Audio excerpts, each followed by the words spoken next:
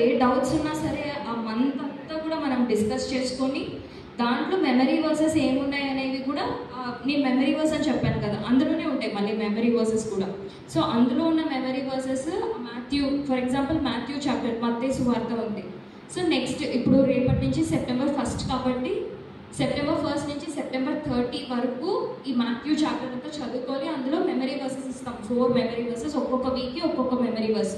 So 4 ఉంటాయి. ఆ 4 కూడా మీరు ఇంగ్లీష్లో చెప్పాలి, తెలుగులో కూడా చెప్పాలి. సో అండ్ అది ఎగ్జామ్ అప్పుడు కూడా మీరు రాయాలి, అవన్నీ కూడా గుర్తుంచుకొని.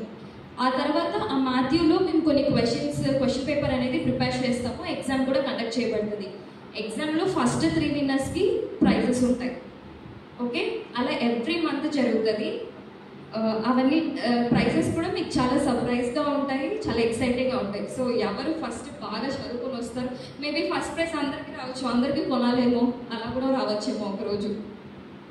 అండ్ నెక్స్ట్ ఏంటంటే లాస్ట్ నేను చెప్పాను కదా, ప్రతిరోజు సామ్స్ అనేది మనం వాక్యం చదువుకుంటాం కదా, స్టేజ్ దగ్గర ఒకరు చదువుకుంటాం, మనం అందరం కూడా కలిసి ఒకరు చదువుతాం. అది చదివింది అలా వదిలేయటం కాకుండా మనం ఇక్కడ డిస్కస్ చేసుకోవాలి.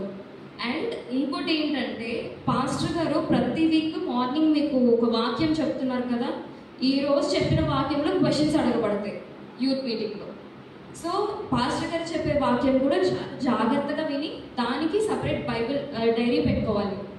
పాస్టర్ గారు చెప్పే డైరీ అంటే సండే సర్వీస్ జరిగేదానికి సపరేట్ బుక్ అండ్ యూత్ మీటింగ్కి సపరేట్ బుక్. సో యూత్ మీటింగ్లో ఏంటంటే పాస్టర్ గారు చెప్పే ప్రతి ఒక్క వాక్యాన్ని కూడా మేము అడుగుతాం అన్నమాట క్వశ్చన్. సో అందులో కూడా సో మీ ఓవరాల్గా మీ ఎగ్జామ్ కూడా ఎవాల్యుయేషన్ ఎలా ఉంటుందంటే మీరు ఏంటి ప్రతి వీక్ మీరు ఎలా వింటున్నారు, వాక్యం ఎలా చెప్తున్నారు, ఎలా ఇంటరాక్ట్ అవుతున్నారు యూత్ మీటింగ్లో, ఎవరెంత యాక్టివ్గా ఉన్నారు అనేది. సో కంప్లీట్ ఎవాల్యుయేషన్ ఉంటుంది. మీరు బాగా సైలెంట్గా ఉండి లాస్ట్లో 100 out of 100 మార్క్స్ కొట్టేస్తే మీకు రాదు ఫస్ట్ ప్రైజ్. వాక్యం చెప్పాలి, ముందుకు వచ్చి మాట్లాడాలి, ప్రేయర్ ఇవన్నీ చెప్పాను కదా, ఓపెనింగ్ ప్రేయర్, సాంగ్స్, వర్షిప్ ఇవన్నీ కూడా యాక్టివ్గా పార్టిసిపేట్ చేయాలి. సో ప్రతి ఒక్కరిని ఎవాల్యుయేట్ చేయడం జరుగుతుంది. ఇవన్నీ ఏంటంటే నేను ఒక లైక్ ఇప్పుడు మనకు అనిపిస్తుంది లైక్ ఇదంతా ఎందుకు వచ్చి ఒక వాక్యం చెప్పేయచ్చు కదా, వెళ్ళిపోవచ్చు కదా అని చెప్పి. సో మనం ఈ లోకంలో ఉన్నంత వరకు కూడా మనకి బయట చాలా కాలేజెస్ ఉన్నాయి, స్కూల్స్ ఉంది, చాలా ఎడ్యుకేషన్ జరుగుతుంది.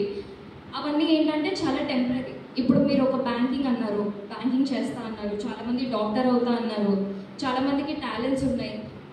సో ఇవన్నీ ఏంటి, ఎంతవరకు పరిమితం? మనం బ్రతుకున్నంత మాత్రమే పరిమితం ఇవన్నీ. ఒకగానొక సమయంలో ఏంటంటే బైబిల్ గ్రంథంలో ఏం రాస్తుందంటే మనము ధ్యానించే వాక్యం వల్ల పరలోక రాజ్యంలో మన దేవదూతలకి కూడా మనం బోధించే అంత స్థితిలో మనం ఎదుగుతాం. అంటే మనకు బైబిల్లో ఉన్న మర్మాలు దేవుడు బయలుపరిస్తే పరలోక రాజ్యంలో ఇలాగే దేవదూతల్ని కూర్చోపెట్టి వాళ్ళకి మనం బోధించే అంత స్థితిలో దేవుడు ఉంచుతారు. అటువంటి గొప్ప జ్ఞానం ఇచ్చారు మనకి దేవుడు. సో బయట ఉన్న కాలేజ్ చదువుకి ఒక పాస్టర్ గారు ఇందాక చెప్పారు కదా, 70 years మహా అయితే 80 years అంత బ్రతికినంత వరకే మన చదువు మనకి ఉపయోగం.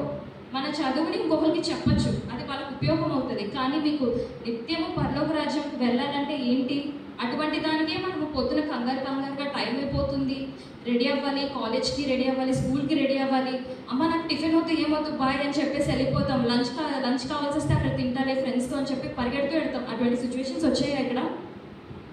లేదంటే పర్ఫెక్ట్గా 365 daysకి కాలేజ్ 9 o'clock అంటే 8:55 కల్లా ఉన్న వాళ్ళు ఉన్నారా ఎవరన్నా? లేదు. ప్రతి సమయంలో లోకంలో ఉండే ఆ చిన్న కాలేజెస్కి, ఆ చిన్న స్కూల్స్కే మనం ఇంత భయపడుతూ ఇంత చదువుకుని ఎగ్జామ్ అంటే భయపడిపోయి డే అండ్ నైట్ అవుట్ చేసుకుంటూ చదువుకుంటూ చేస్తారో లేదో తెలీదు, కొంతమంది చేస్తారు. బాయ్స్ అయితే మోస్ట్లీ నాకు తెలిసి ఓవర్ నైటే అంటే 1 day బ్యాటింగ్ లాగా చేస్తూ ఉంటారు. కానీ చాలామంది ఇప్పుడున్న సమయాల్లో ఇప్పుడున్న ఏజ్లో ఏంటంటే గర్ల్స్ అండ్ బాయ్స్ అనే కాదు, అందరూ కూడా ఏంటంటే తర్వాత చదువుకోవచ్చు పోస్ట్పోన్ చేస్తాము. కానీ ఎగ్జామ్ టైం వచ్చేటప్పటికి ఎలా ఉంటుంది మనకి, రేపు ఎగ్జామ్ అనగా ఈరోజు నైట్ ఎలా ఉంటుంది మనకి ఇంట్లో పరిస్థితులు, ఒక సునామీ ఒకటి నుంచి మమ్మీ ఏమైనా వస్తే అమ్మ రాకు నాకు ఎగ్జామ్, డాడీ ఏమైనా తెస్తే లేట్ డాడీ, చెల్లి తమ్ముడు ఏమైనా గోల చేస్తే బాబోయ్ నా వల్ల కాదు నేను చదువుకోనివ్వరా నన్ను అని చెప్పి అంత ఇదిగా ఉంటాము.